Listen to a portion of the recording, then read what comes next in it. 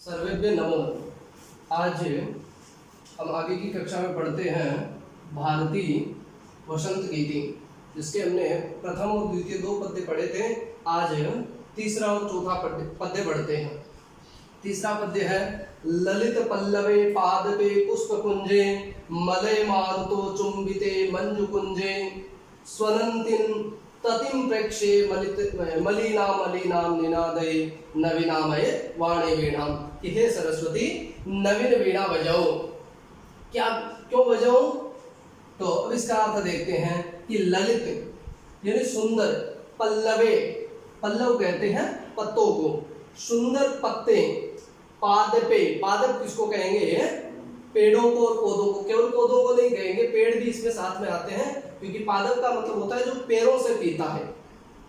तो सुंदर पत्ते, पादप यानी पेड़ पौधे, पुष्प कुंजे, कुंज का मतलब होता है समूह है, और पुष्प यानी जो पुष्प है, फूल है, उनके गुच्छे, मलय मारुत जो मलय एक पर्वत है, और उस मलय पर्वत से निकलने वाली, मलय का मतलब चंदन भी होता है, तो मलय मारुत मलय पर्वत से निकलने वाली यानी जो चंदन जैसी सुगंधित हवाएं है, चुंबिते चुंबन किए हुई, स्पर्श की हुई, मंजू कुंजे यानी सुंदर लताओं से आच्छादित जंगल के अंदर, वन के अंदर, कुंज के अंदर, स्वनंतिम आवाज करती हुई, ततिम पंक्ति को, प्रेक्षे देख कर, मलिनाम इसको जब अलग अलग करेंगे तो मलिनाम तो मलिनाम और अलीनाम, अलीनाम इसका जो अलंत में है, इसके अंदर अलीनाम का है मिल जाएगा। मलिन मतलब मेला, जिसको सामान्य भाषा में हम कह सकते हैं काला, और अली किसको कहते हैं? भ्रमर, भंवरे को। तो मलिनाम काले भ्रमर, भंवरों का। दोनों में सेम विभक्ति है, क्योंकि ये जो मलिनाम है ये विशेषण है किसका? अलीनाम, काले भंवरों के। अब इसका पूरा अर्थ देखते हैं कि मलिनाम अलीनाम काले भंवरों की, ततिम प्रेक्षे पंक्ति को देखकर, कैसी पंक्ति को? स्वनंतिम आवाज करती हुई पंक्ति को देख करके। अब कहाँ आवाज करती हुई पंक्ति को? तो अब इसका अर्थ देखते हैं कि ललित पल्लवे सुंदर पत्तों वाले पुष्पों पेड़ पौधों, सुंदर पत्तों वाले पेड़ पौधों, फूलों के समूह वाली जो ऐसे जो पुष्प है, मंजू कुंजे जो मंजू कुंज के अंदर, मलय मारुत चुंबिते जहां पर मलय पर्वत की सुगंधित, मारुत का मतलब होता है हवा, मलय पर्वत की सुगंधित हवा से स्पर्श किया हुआ जो ऐसा वन है जहां पर सुंदर पत्ते हैं, पुष्पों के गुच्छे हैं, इस प्रकार का जो सुंदर वन है, वहां पर स्वनंतिम का मतलब होता है आवाज करती हुई, इसमें सत्री प्रत्यय है, स्वनंतिम आवाज करती हुई, ततिम पंक्ति को, तति का मतलब होता है पंक्ति, और ये इसका विशेषण है, इसलिए ये भी स्त्रीलिंग में आया है। तो स्वनंतिम आवाज करती हुई, ततिम पंक्ति को, प्रेक्षे देख कर, किसकी पंक्ति को? मलिनाम अलीनाम काले भंवरों की लाइनों को देख करके, निनादे नवीनाम अहिवाणी वीणाम की हे सरस्वती नवीन वीणा बजाओ। सुंदर पुष्पों वाले पादपों, सुंदर पत्तों वाले पुष्प है जहां पर, और पुष्पों के गुच्छे वाले जहां, इस प्रकार के सुंदर जो मंजू कुंज है, उसमें मलय पर्वत की सुगंधित हवाओं से चुंबित जो ये है, स्पर्श किए हुए है ऐसे, और जहां पर काले भंवरों की आवाज गुंजन करती हुई पंक्तियों को देख करके हे सरस्वती तुम नवीन वीणा बजाओ। आगे चौथा कि लतानां नितांतम सुमम शांतिशीलम चलेदुच्छलेत कांत सलीलम तवाकर्ण्यम वीणाम अधीनाम नदीनाम निनादे नवीनाम अहिवाणी वीणाम। लतानाम लतों की, नितांतम यानी एकदम पूर्ण रूप से, शुभम पुष्प, शांतिशीलम एकदम जो शांत स्वरूप में शांत है, चले उच्छले यानी कुछ गति करे, कांत सलीलम, कांत यानी चमकदार स्वच्छ, सलील का मतलब होता है जल। यहाँ ये जो दोनों शब्द यहाँ हमें थोड़ा सा देखना चाहिए। सलील, सलील का मतलब होता है जल, पानी। हम सामान्यतः यहाँ पानी के पर्यायवाची के रूप में इसको पढ़ते हैं, लेकिन सलीलम यहाँ लीलया सहितम, लीला के साथ। लीला, लीला का मतलब होता है खेलना, तो उस लीला के सहित सलील।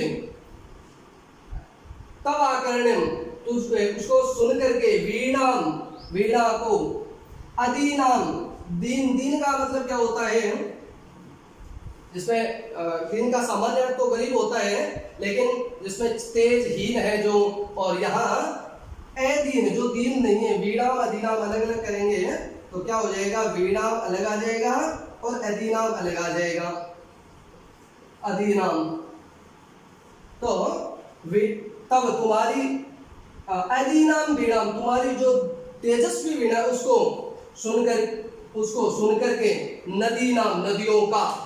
अब देखिए इसका अर्थ देखते हैं कि तब तुम्हारी अदीनाम, वीणा जो दीन है जो, यानी जो तेजस्वी है, वीणा को सुन करके, तुम्हारी तेजस्वी वीणा को सुन करके क्या हो, चले उछले, चले और उछले, क्या चले उछले, कि लतानाम नितांतम सुमम शांतिशीलम, कि लतानाम जो बेल है, लताएं हैं, उनके नितांत शांत जो पुष्प है, जो पुष्प एकदम शांत पड़े हुए हैं, वो चले, यानी गति करने लग जाए। इसका मतलब ये नहीं है कि एक जगह से दूसरी जगह चले जाए, वो पूर्ण रूप से विकसित हो जाए, विकास आ जाए उनमें। चले उछले, और उछले क्या, कांत सलीलम, सलीलम, और जो किसका, नदी नाम, नदी नाम कांत सलीलम, सलीलम उछले, कि नदियों का सुंदर, कांत यानी सुंदर चमकता हुआ जल लीला करता हुआ उछले। इसलिए हे सरस्वती तुम नवीन वीणा बजाओ, कि हे सरस्वती तुम्हारी इस तेजस्वी वीणा को सुन करके नदियों का जो चमकता हुआ पानी है वो लीला करता हुआ उछले, और लताओं के जो नितांत शांत पुष्प है वो भी क्या है, उछले, विकसित हो जाए, उछलने लग जाए। इसलिए हे सरस्वती निनादे नवीनामय वाणी वीणा, इसलिए हे सरस्वती नवीन वीणा को बजाओ। अस्तु, आगे इसके हम प्रश्नोत्तर देखेंगे।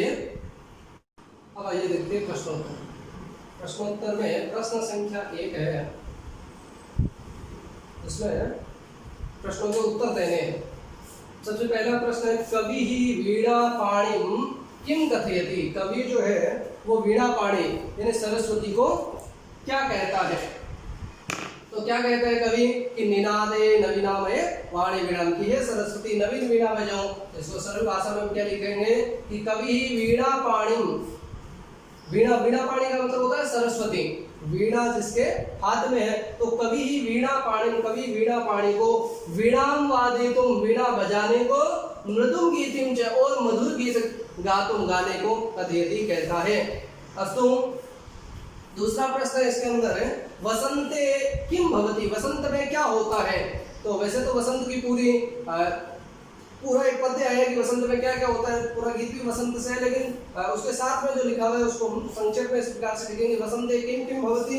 तो वसंत में एक तो क्या है, आम्र वृक्ष जो होते हैं वो सुशोभित होते हैं, और एक है कोयल की जो सुंदर आवाज है वो सुशोभित होती है। तो वसंते, वसंत में सरसहा रसालहा, यानी रस युक्त जो आम है उनके वृक्ष जो है, और कोकिला नाम कलापा, और कोकिलों की जो आवाज है, ये दोनों क्या लसन की सुशोभित होते हैं। तीसरा प्रश्न है, सरस्वत्याः वीणां श्रुत्वा किम परिवर्तनम भवतु इति कवे इच्छाम लिखत। अंतिम वाला पद्य जो है कि कांत शांतशीलम, जो पुष्प है वो चले उछले, इस प्रकार का जो 14 पद्य है। तो सरस्वत्याः वीणां श्रुत्वा, सरस्वती की वीणा सुन करके किम परिवर्तनम भवतु, क्या परिवर्तन हुए, इति कवे इच्छाम लिखत। इसमें कवि की जो इच्छा है वो लिखनी है। तो कवि की इच्छा क्या है, सरस्वत्याः वीणां श्रुत्वा, सरस्वती को, ये जो एरो वाले हैं वो सारे के सारे उत्तर हैं।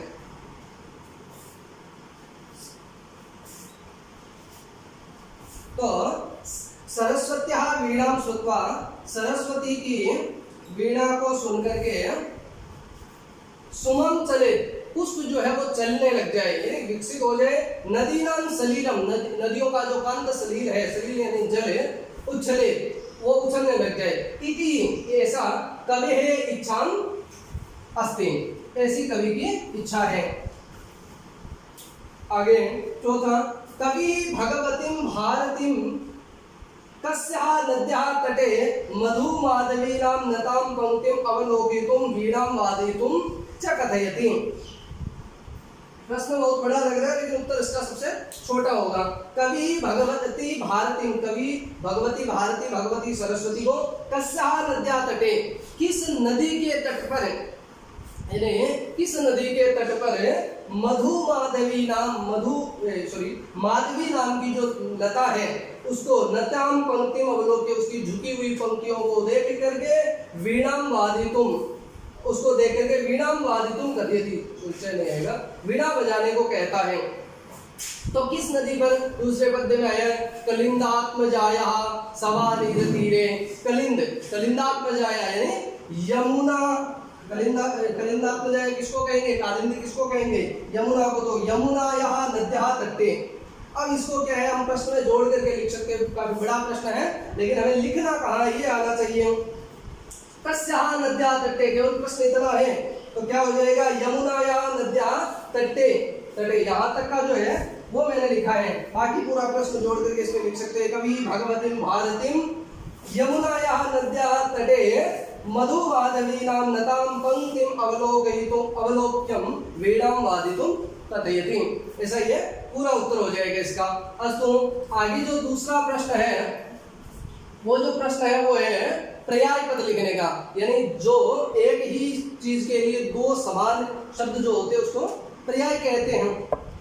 जैसे इसमें कुछ पर्याय पद चुन करके सामने उसको मिलान करना है। जैसे सबसे पहला है सरस्वती। सरस्वती के लिए इस पाठ में क्या क्या पद आए? तो भारती आया ही है, एक वाणी आया है और एक यहाँ वीणा वाणी भी आया है। तो सरस्वती को क्या कहेंगे यहाँ पर? वाणी। सरस्वती वाणी से मिला देंगे, सरस्वती का पर्यायवाची वीणा है, सॉरी वाणी है। आम्रम, आम्र किसको कहा है? आम्र यानी आम होता है, उसके लिए क्या आया है? रसाल। रसाल यानी रसाल भी किसको कहते हैं? आम को कहते हैं। पवन, तो पवन, पवन का पर्यायवाची क्या हो जाएगा? शमीर। क्या हो जाएगा? समीर। समीर यानी हवा और पवन यानी भी हवा।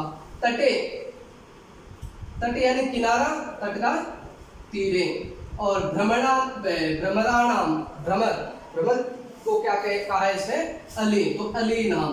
अस्तु, इसमें आप देख लेना, सरस्वती, वाणी, आम्रम, रसालः, पवनः, शमीरः, तटे, तीरे, भ्रमराणाम, अली नाम। जिस विभक्ति में सरस्वती, अब जैसे यहाँ तटे सप्तमी में आया है तो यहाँ पर भी तटे, तीरे जो है वो सप्तमी में। यहाँ भ्रमराणाम षष्ठी में आया तो ये भी यहाँ पर षष्ठी में। विभक्ति सेम नहीं होता है जो पर्यायपद होता है। तीसरा जो प्रश्न है उसमें कुछ पद दिए हुए हैं, शब्द दिए हुए हैं, जैसे बहती है, मंद मंदम है। इन पदों से वाक्य रचना करना है, ये आपका गृह कार्य में रहेगा। आपको बड़े सरल से वाक्य निर्माण करना है। जैसे मंद मंद से है तो हवा धीरे धीरे बहती है, इस प्रकार के जो भी उसमें है हवा से बनाना है। जो भी 4 या 5 शब्द है उनसे आपको वाक्य बनाने हैं। अगला जो, और उसमें चौथा जो प्रश्न है वो पद्यों का हिंदी अनुवाद है। हिंदी अनुवाद हमने 4 पद्यों का पढ़ा है। अगला जो 5वां प्रश्न उसमें विलोम यानी विपरीत अर्थ वाले शब्द लिखने हैं। अब विपरीत अर्थ वाले शब्द इन 5 के, जैसे कठोरम, कठोर, कठोर का विपरीत क्या उल्टा है? कठोर यानी जो कठोर होता है, मजबूत होता है, उसका कोमल, जो कोमल होता है उसको कठोर का विलोम है, उल्टा है। कटु, कटु का मतलब होता है कड़वा, और मधुरम, मधुर, मीठा। शीघ्रम, शीघ्र यानी बहुत जल्दी जल्दी। मंद यानी धीरे धीरे, इसका शीघ्रम का सनय, सनय भी हो सकता है।